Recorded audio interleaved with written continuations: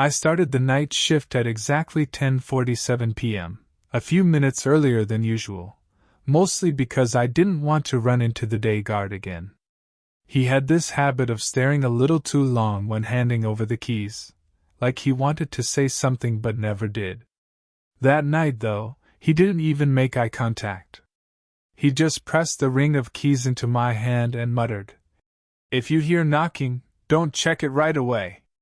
I laughed it off, assuming he was trying to mess with me, but he was already walking away before I could respond. The building I was assigned to was an old corporate office complex on the edge of an industrial area, mostly empty since the company downsized. Only 2 floors were still in use during the day, and at night, I was the only person inside. The place always had this low, humming silence, like the air conditioning was working harder than it needed to, and every footstep echoed just a bit longer than normal. Around 11:30 p.m., I did my first round. Everything was normal. The glass doors were locked, the hallways were empty, and the motion sensor lights flickered on and off as I walked past them. I remember pausing near the stairwell on the 3rd floor because I thought I heard something, like a soft tap, but it stopped as soon as I turned my head. I told myself it was just the building settling. Old places make noise, that's what everyone says.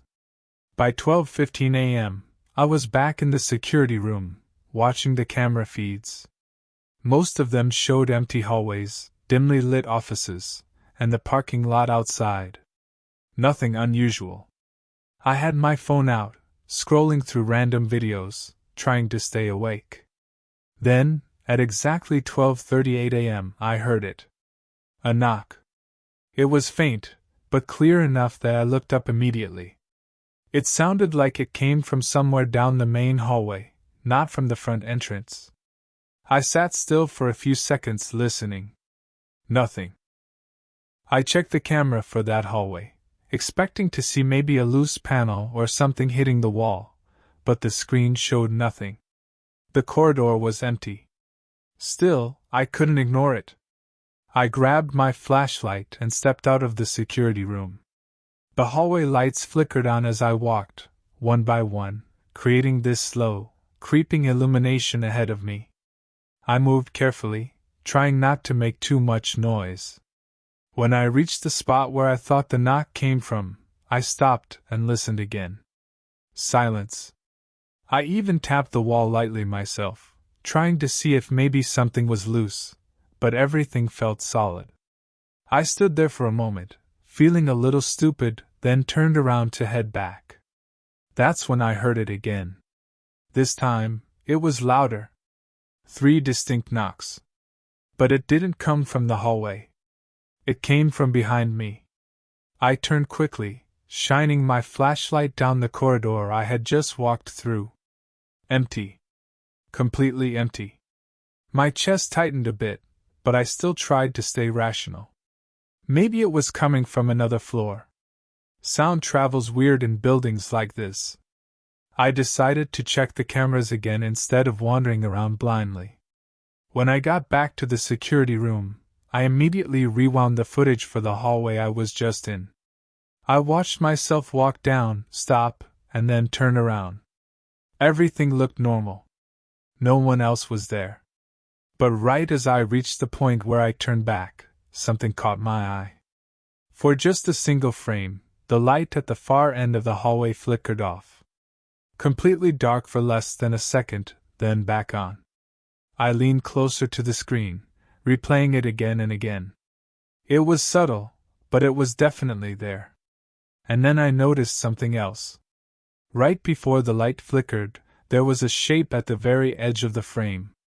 It wasn't clear enough to make out what it was, but it looked like someone standing just out of view. I felt a chill run through me, the kind that makes your skin tighten. I checked the other cameras that covered the same area from different angles, but none of them showed anything unusual. It was like whatever that was only appeared in that one camera, at that exact moment. I sat back in my chair, trying to process it, when the knock came again. This time, it wasn't faint at all. It was loud, deliberate, and it came from the door of the security room itself. 3 slow knocks, right in front of me. I froze, staring at the door, my hand hovering over the handle but not quite touching it, because I suddenly remembered exactly what the day guard had said, and for the first time that night, I realized he hadn't been joking at all. I didn't open the door right away, even though every instinct I had as a guard told me I should. Instead, I just stood there, staring at the handle, listening for anything on the other side. At first, there was nothing. No footsteps, no breathing, not even the faint hum of movement you'd expect from someone standing that close. Just silence. I slowly backed away and turned toward the monitors, thinking maybe I could catch whoever it was on camera before doing anything else. My hands felt colder than they should have been as I switched between feeds, checking the hallway directly outside the security room. The camera showed exactly what I didn't want to see, an empty corridor. No one standing near the door, no one walking away, nothing. I leaned closer, squinting at the screen, hoping I'd miss something, but it was completely still. That didn't make sense. The knock had been loud, right on the door, not distant or echoing. Someone had to be there. I turned back toward the door, and for a moment, I actually considered opening it just to prove to myself that this was some kind of trick, maybe a loose pipe, maybe someone from maintenance messing around. But then I remembered the tone in the day guard's voice. It wasn't joking. It was the kind of warning you give when you've already seen something you don't want to explain twice. I stepped closer to the door, just enough to put my ear near it without touching the handle. I listened carefully. That's when I heard something faint on the other side. It wasn't knocking this time. It sounded like a soft dragging noise, like something lightly scraping along the floor. Slow. Uneven. I held my breath without realizing it, trying to focus on the sound, and then it stopped. Just like that. No build-up, no fade, just silence again. I backed away quickly and returned to the monitors, this time checking every single camera feed, one by one. Everything looked normal at first. The parking lot was empty, the stairwells were still, and the office floors showed nothing but rows of desks and chairs sitting in the dim light. Then I noticed something on the second-floor hallway camera. At the far end of the corridor, near the emergency exit, the door looked slightly open. That door was always locked from the inside, and I distinctly remembered checking it earlier during my first round. It had been closed. I stared at the screen for a few seconds, trying to decide if it was just the camera angle. But the longer I looked, the more obvious it became. The door wasn't just unlocked, it was slowly moving. Not swinging wide open, just barely shifting, like someone was pushing it very gently from the other side. My first thought was that someone had somehow gotten into the building. That made more sense than anything else. Maybe a trespasser. Maybe someone looking for a place to sleep. I grabbed my radio and flashlight again, trying to steady myself as I stepped out of the security room. The hallway outside was quiet, just like before, but this time it felt different. Heavier. Like the air itself was pressing down on me. I walked toward the stairwell, my footsteps sounding louder than they should have, and headed up to the second floor. When I reached the top, I paused for a moment, listening. Nothing. No movement, no voices, nothing to suggest anyone else was there. I stepped into the hallway and turned on my flashlight, even though the motion lights were already on. It made me feel a little better having something focused in my hand. I started walking toward the emergency exit, keeping my eyes fixed on the door at the far end. From a distance, it looked exactly like it did on the camera, slightly open, just enough to leave a thin dark gap between the frame and the door itself. As I got closer, I slowed down, trying to make as little noise as possible. The closer I got, the more I noticed how quiet everything was. Not even the usual hum of the building seemed to be there anymore. It was like the entire floor had gone completely still. When I was about 10 steps away, I stopped. The door wasn't moving anymore. It just sat there, half closed, like it had never been touched. I raised my flashlight and aimed it at the gap, expecting to see maybe a shadow or some kind of movement on the other side, but all I saw was darkness. No light from the stairwell, nothing. That didn't make sense either. The stairwell lights were supposed to stay on all night. I took another step forward, then another, until I was right in front of the door. My hand hovered near it, just like it had earlier at the security room. I hesitated for a second, then slowly pushed it open. The stairwell beyond was completely dark. Not dim, completely black, like the lights had been shut off entirely. I leaned forward slightly, trying to see further down the stairs, and that's when I heard it. A faint sound coming from below. Not footsteps. Not exactly. It sounded like someone breathing, but uneven, almost like they were trying to stay quiet. And then, from somewhere deeper in the stairwell, a voice spoke in a low whisper, just loud enough for me to hear. It said my name. I didn't respond when I heard my name. I couldn't. My body just locked up, like every muscle decided at once that moving was a bad idea. I stayed there at the top of the stairwell, staring into that darkness, trying to convince myself I had imagined it. Maybe it was airflow, maybe it was something echoing from outside, maybe my mind was just filling in gaps because of how quiet everything had gotten. But then it came again, clearer this time.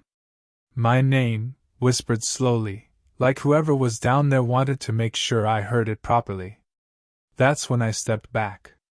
Not fast, not panicked, just a slow, careful step away from the doorway. I didn't want to make noise. I don't know why, but it felt like if I did, whatever was down there would react. I pulled the door shut as quietly as I could, making sure it clicked into place, then turned and walked back down the hallway without looking behind me.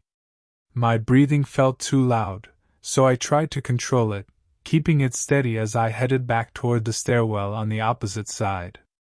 I wasn't going back down those stairs. Not after that. I took the long way around, down a different stairwell, and didn't stop moving until I was back inside the security room with the door locked behind me. The first thing I did was check the cameras again. My hands were shaking a little now, not enough to lose control, but enough that I noticed it. I pulled up the feed for the second-floor hallway, expecting to see the emergency door closed again, but it wasn't. It was wide open now. Completely open, like someone had pushed it all the way back. I switched to the stairwell camera connected to that exit, but instead of a clear view, the screen was just static. Not a full blackout, just this grainy interference that made it impossible to see anything clearly.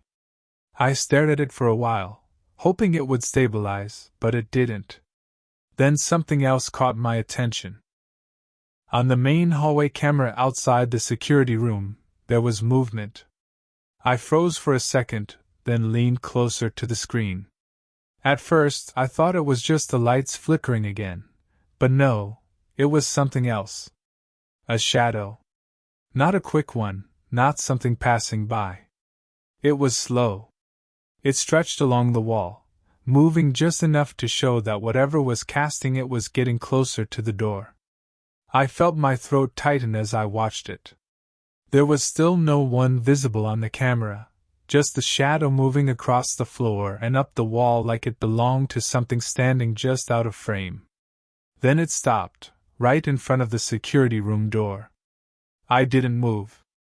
I didn't even breathe properly. I just watched the screen, waiting. A few seconds passed, maybe longer. I don't know exactly, but then the shadow shifted slightly, like whoever it belonged to had leaned in closer. And then came the knock again. 3 slow, deliberate knocks. This time, I didn't even look at the door. I kept my eyes on the monitor, watching that shadow. Because even as the knocking echoed through the room, the shadow didn't move away. It stayed there, perfectly still, like it was waiting for something. That's when I noticed something that made my stomach drop. The angle of the shadow didn't match the hallway lights. It wasn't coming from behind the figure like it should have been. It was stretching in the wrong direction, as if the source of light was inside the security room with me. I turned my head slowly, my eyes moving away from the monitor for the first time since the knocking started. The room behind me was dim, lit only by the glow of the screens and a small overhead light. Nothing looked out of place at first. The chair, the desk, the locker in the corner. Everything exactly where it should be. But then I saw it. On the wall to my right, just barely visible in the low light, there was a shadow. It was tall, thin, and completely still. And it wasn't connected to anything in the room. I didn't hear the door open. I didn't see anything enter. But somehow, whatever had been outside, wasn't outside anymore. And then, right behind me, close enough that I could feel the breath against my neck, the sane voice whispered my name one last time.